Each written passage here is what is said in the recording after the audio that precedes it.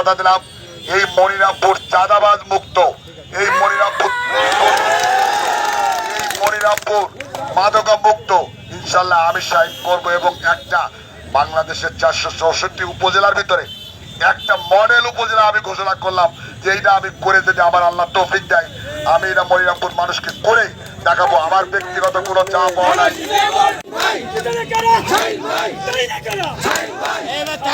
বিসমিল্লাহির রহমানির রহিম।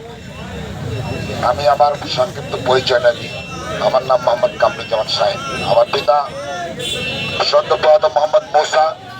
আমার বাড়ি চালুয়াটি ইউনিয়ন আটগড়া গ্রাম। সম্মানিত আজকের এই পথসভার সম্মানিত সভাপতি, ইউনিয়ন নেতৃবৃন্দ, মনিরামপুর থেকে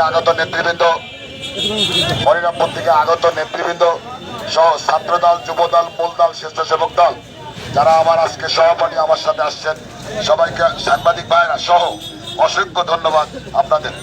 এই দুনিয়ার থেকে আমাদের দুই ভাই, আমরা এক বোন, আমাদের 3 ভাই বোনকে আমাদের এতিম করে আমার বাবা আমাদের কাছ থেকে চলে গেছেন আমাদের কাছ থেকে। এর থেকে কষ্ট, আমার বাবা কিন্তু অসুস্থ ছিল না, যাই হোক হসপিটালে মারা গেছে, নিয়তির খেলা, আল্লাহ তাকে নিচে, আল্লাহ তাকে সর্বোচ্চ